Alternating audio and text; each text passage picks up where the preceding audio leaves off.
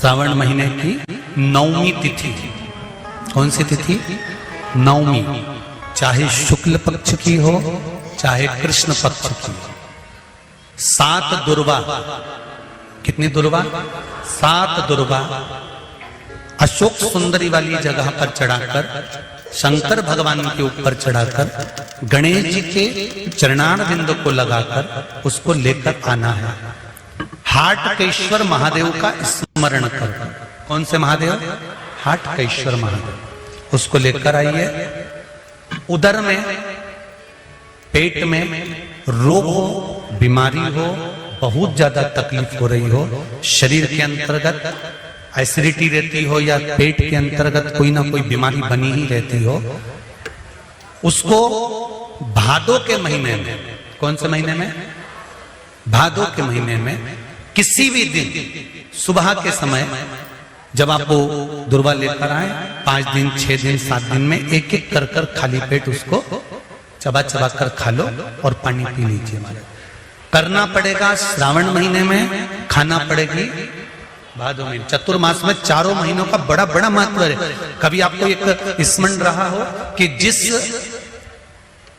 नारी के, स्त्री के रजोधर्म से जुड़ी हुई या पुरुष वर्ग में भी कहीं ना कहीं किसी ना किसी रूप में इस उदर से लेकर एड़ी तक के बीच में जो भी तकलीफें होती हैं उससे जुड़े हुए के लिए भी सावन के महीने में एक प्रयोग आता है। उसको कर लेने से संपूर्ण जीवन समय में ये नाभि कोश से लेकर एड़ी तक के बीच में कभी तकलीफ हुई नहीं। और वो जल शंकर भगवान को शूलपाणेश्वर महादेव के नाम से चढ़ाया गया। कौन से महादेव के नाम से? शूलपाणेश्वर महादेव। शूलपाणेश्वर, उसका भी स्थान है कि वो जल कहां चढ़ता है। तो पहले तो 9वीं तिथि का दुर्वा प्रयोग भगवान शंकर को समर्पित करते हुए, अशोक सुंदरी वाली जगह पर समर्पित करते हुए श्री गणेश जी महाराज को कहकर, आपको याद होगा जिस समय पर श्री गणेश जी महाराज कुबेर जी महाराज के घर में भोजन करने गए थे, सारा अन्न भगवान गणेश जी पा गए थे, तब शंकर भगवान ने दुर्वा भेजी थी। ये दुर्वा जब गणेश जी को भेजी गई थी तो वो औषधि के लिए भेजी गई थी कि गणेश जी ने ज्यादा पा लिया है तो शरीर में रोग ना हो जाए, पेट में कोई रोग ना हो जाए। तब शिव जी ने भेजी थी अशोक सुंदरी के माध्यम से। इस दुर्वा का प्रभाव रोग मुक्ति के लिए किया जाए। तो रोग दुर्वा महाराज। सती मैया कहती है शिव में क्या नहीं है, शंकर में क्या चीज की कमी है? आप बताओ कि शिव में कमी क्या कमी है शंकर भगवान? कोई कहते हैं, कई लोग कहते हैं कि शंकर भगवान तो रुद्र देव है, उनको तो क्रोध जल्दी आता है। हम कहते हैं किसको नहीं आता क्रोध? क्रोध किसको नहीं आता? एक चीटा निकल कर जा रहा है, तुम उसका रास्ता बार बार रोको, बार बार रोको, बार बार रोको, बार बार रोको, चीटा तुम्हारे पांव में खा जाएगा।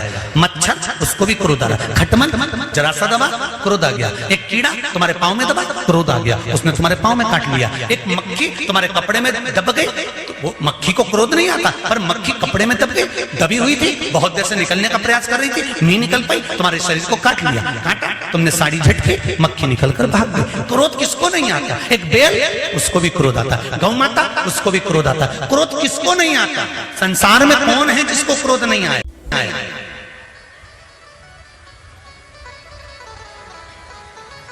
मेरे शिव को क्रोध आता है, पर कब आता है?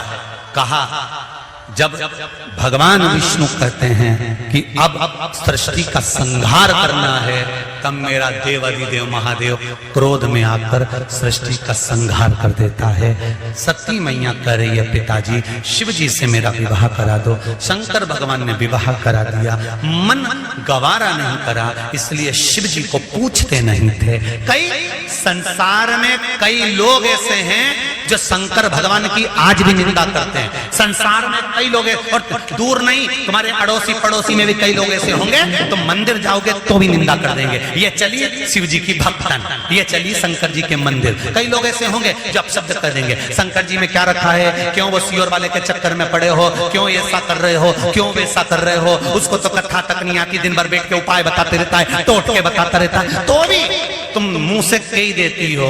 उसने किसी के घर जाके थोड़ी ना किया कि तुम उपाय करो, मन हो तो करो, नहीं तो चच्चर तान के सो। कौन कहे? किसी और वाला महाराज तुम्हारे घर पर आकर कहा था कभी कि तुम ये करो, अगर तुम्हें कथा अच्छी लगे तो टीवी चालू रखो, नहीं तो रिमोट तुम्हारे हाथ में दूसरा महाराज आ रहा होगा, उसको देखो। कहा किसने तुमसे किसी और वाले महाराज को? शंकर से दिल लगाना सरल नहीं है,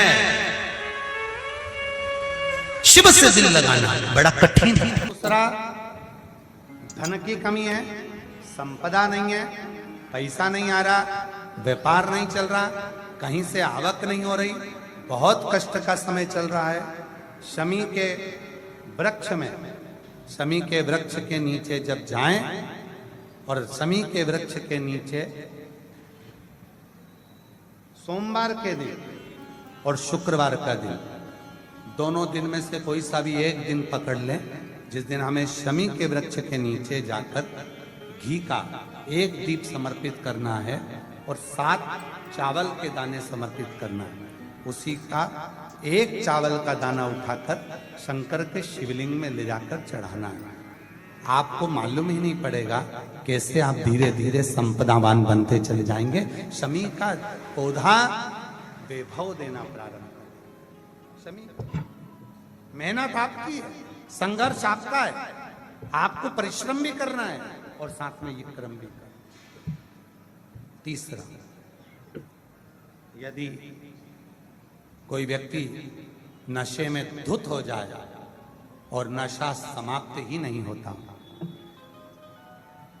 मदिरा के नशे में इतना डूब गया कि वो छोड़ने को तैयार नहीं, शमी के वृक्ष के नीचे शिवलिंग का निर्माण करो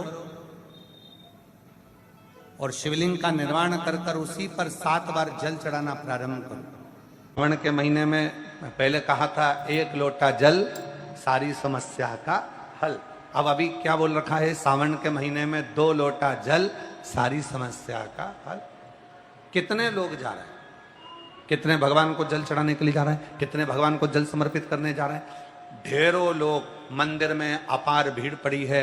अभी कुछ दिन पहले अखबार में देखा था कि सोमवार को महाकाल बाबा के दरवाजे पर भीड़, काशी में भीड़ और ओमकारेश्वर भीड़, कुबरेश्वर धाम भीड़, जितने जितने शिवालय हैं सब दूर भीड़ बढ़ गई। पर शिव पुराण की कथा कहती है कि शंकर का मंदिर और शंकर की कथा भीड़ बढ़ाने का स्थान नहीं है। शंकर का मंदिर और शंकर की कथा भाव बढ़ाने का स्थान है। यहाँ शिव के मंदिर में जब जाएं, शिवालय में जब जाएं या शिव महापुराण की कथा में जब पहुंचे तो हमारे भीतर का भाव बढ़े, हमारे भीतर का विश्वास बढ़े, हमारे भीतर की दृढ़ता बढ़े।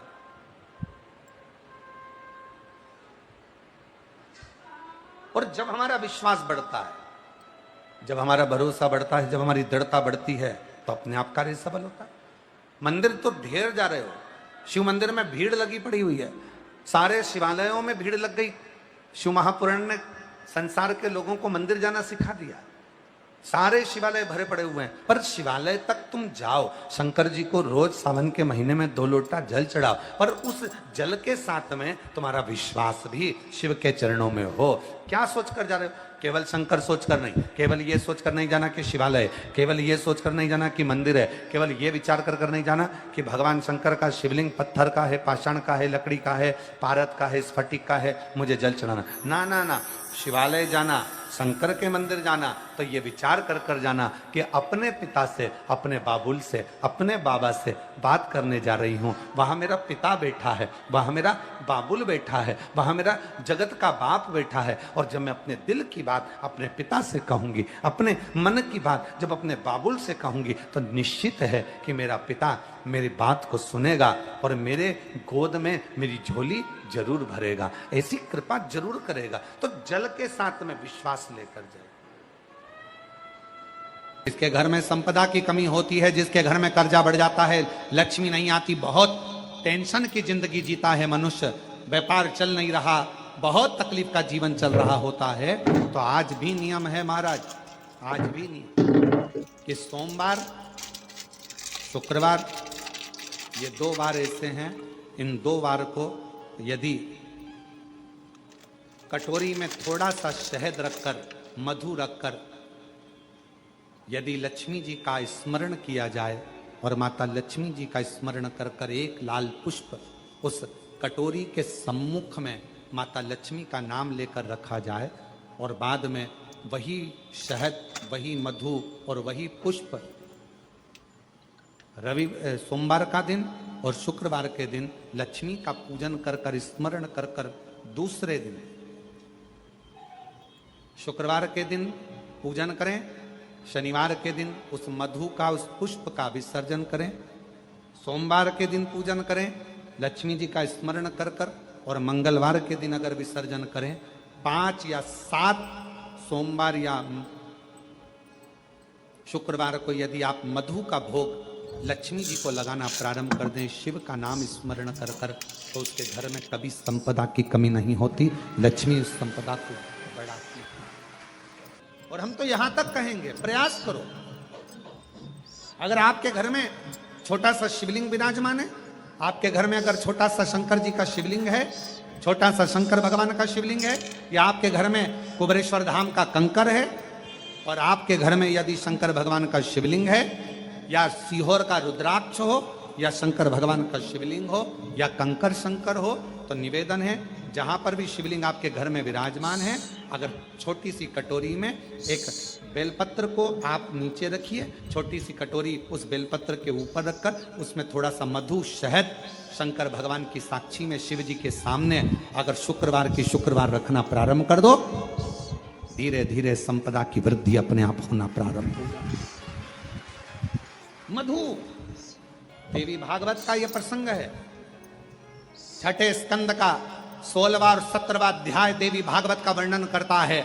मां लक्ष्मी पृथ्वी पर आ गई, रात्रि को देखा कहीं स्थान नहीं, एक बूढ़ी के स्थान पर, बूढ़ी के दरवाजे पर जाकर विनय करी, शहद मधु पाने को मिला, वर दे दिया, मैं तुझे वर देती हूँ, तेरे घर में कभी संपदा की कमी नहीं। रविवार की प्रदोष, जो काम दुनिया में कोई नहीं कर सकता वो अचूक फल की प्राप्ति रविवार की प्रदोष करा देती है। और रविवार की जब प्रदोष पड़ती है तो शिव बेलपत्र के पेड़ के नीचे निवास करते हैं। रविवार की अगर प्रदोष पड़ जाए, भोग लगाते हैं, पर यदि ये पान कौन से दिन? पर भी एक रविवार की प्रदोष के दिन ये प्रयोग अवश्य कर देखिए। लक्ष्मी को भोग लगा दिया, ज्यादा बार नहीं